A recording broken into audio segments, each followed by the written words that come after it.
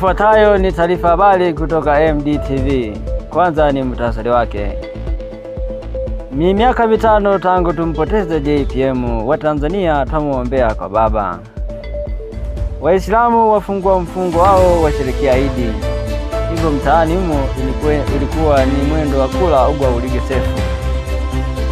Na katika habari za kijamii, wachoma mkaa changamoto. Habari kamili. Serikali yataka kujua changamoto wanazopitia wachoma mkaa.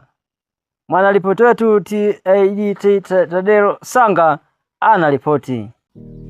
Nimekuja katika kijiji cha Sawala, kitongoji cha Msombe, kuja kuwahoji watu wanaochoma mkaa katika eneo hili, nijue nini changamoto yao.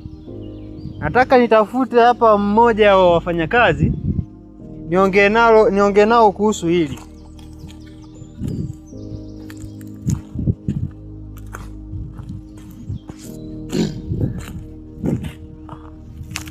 Kijana, habari za kazi? Aisee, salama. Za kwako? Aisee, salama kabisa. Mungu asaidia. Kazi zinaendaje? Aisee, kama unapoona hivi. Naona hapa ni kazi bila kuchoka. Aisee, kweli. Yaani kama sisi vijana inabidi tukaze. Tuwe tuna mokali ya kutafuta hela. Usijilengeze kwenye vitu vingine. Yaani kazi kama hizi. Sawa, nakubali. Ndio. Ndio, nimekuja hapa kuwahoji nijue changamoto yenu. Mnapitia changamoto gani kwenye hii kazi yenu mnaoifanya hapa? Kiukweli ndugu mtangazaji, changamoto zipo nyingi sana. Changamoto kama vile matanuli, kama kipindi hiki matanuli yanatoboa sana. Yaani usiku unahangaika, unakuja huku nafika, yaani kuni zimeiva, kuni zimekuwa chenga Tena hiyo ni changamoto kubwa sana. Yaani tukiingia tena kwenye kama tumelipia kuni, yaani tunakula hasara kubwa kweli. Kwa hiyo tunakosa hata cha kuongea kwa sababu gani hasara itatokea kubwa. Kama vile hata yaani kundi shango umechukua tipa au kama tripu 10 hivi, sasa shango anakuja kutoa roba chache sana kwa sababu ya hasara, kuni zinaiva vibaya sana. Na kingine kwenye masuala ya usafirishaji na kupata wateja, wananunulia hapa. Ndugu mtangazaji, mkaa wanachukulia hapa kijiweni, yaani hilo hapo sio shida sana. Lakini bei ndio zipo tofauti kidogo, maana yaani tunaumia kweli kwa bei ambazo zinatokea sasa hivi na kuni ambazo zinatokea huko, ni changamoto kweli. Kwa hiyo tunakuwa tunakosa uvumilivu, watu wengi sana wanakimbia, kama unavyoona hapo umenikuta mimi hapo. Watu hawapo wamekimbia. Kwa hiyo ndio hivyo ndugu mtangazaji, tunahangaika kweli. Kitu kingine, mmejaribu labda kuwasiliana na wateja mbalimbali wa tofauti labda ili mjue bei zao ni moja au ni tofauti? Unajua biashara inahitaji ujanja. Ni kweli mtangazaji. Ila hilo hapo tumeangalia na tumeongea na wanunuzi ambao wanakuja kujumulia mkaa hapa. Na tumeongea, lakini bei sasa hivi imejitahidi. Sasa hivi roba bei ya jumla sasa hivi kuanzia 12 mpaka 13 bei inapanda. Najua unakoelekea bei itakuwa nzuri sana. Kwa hiyo na sisi hapo ndio tunapata mokali ya kupambana, yaani tunakaza kweli. Kitu kingine ambacho ningependa kujua ni kwamba ukiachana na hii changamoto ya matanuli kutoboa, lakini pia wanunuaji wanakuja kwa muda. Yaani hapa tunatoa kwa oda. Yaani hapa matanuli yote unayoona haya yote. Yaani hapo pana oda. Ni kila tajiri ameandika oda. Kwa hapa hakuna kusema kwamba bei ya jumla. Hapa sasa hivi hatuuzi bei ya jumla, ni hasara. Kwa hiyo tunakula hasara. Kwa hiyo inabidi tuuze tu bei ya kawaida tu, ili kazi yetu iendelee kupanda juu. Mmeshawahi kudiscuss au kujadili amwezi kuwa mna kodi gari kuchukua kupeleka mkaa wenyewe Dar es Salaam? Ndugu mtangazaji, kwa hilo nisikudanganye, maana hapo itakuwa changamoto kubwa sana.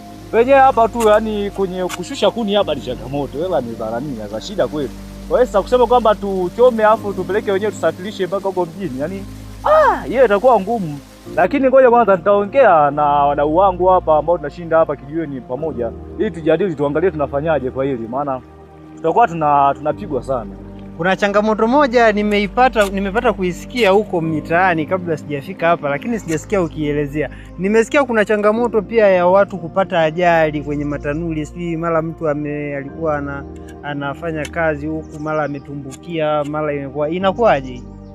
Kwa hilo ndugu mtangazaji, serikali naye ilikuja kachunguza hili eneo kama unavyoliona, hili eneo lote la serikali. Kwa hiyo ila serikali iliangalia kuna sehemu fulani tulikuwa tunachomea, yani jirani na barabara, lakini serikali ilivyokuja ikatuhamishia upande wa huku, tukagawana huku na upande wa kule mwishoni kabisa.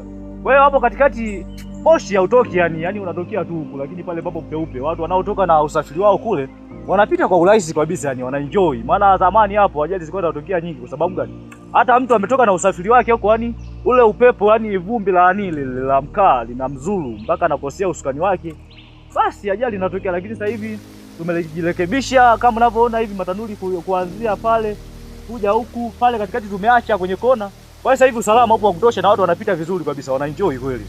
Sawa sawa, nashukuru sana. Naomba nisipotezee muda, nikuache uendelee na kazi. Aisee, asante. Nawe pia nikutakie kazi njema ndugu mtangazaji. Asante sana, nashukuru. Asante sana. Ndugu wapenzi watazamaji, kama mlivyomsikia moja ya wafanyakazi katika eneo hili la kazi yao hawa bwana ni kuchoma mkaa. Nimekuja kusikiliza changamoto yao. Changamoto ni kama hivyo alivyosema. Ni changamoto nyingi sana inaonekana wanapitia, wanunuaji mkaa wananunua bei za chini sana. Kwa kweli inabidi watu wenye wananunua mkaa wafikirie kidogo. Maana kama mnavyoona hivi angalieni kazi inavyoendelea. Yaani inahuzunisha kwa kweli. Mtu anashinda huku toka asubuhi mpaka usiku, alafu watu wanatoka huku wakuja kujumua mkaa kwa bei ya chini kabisa.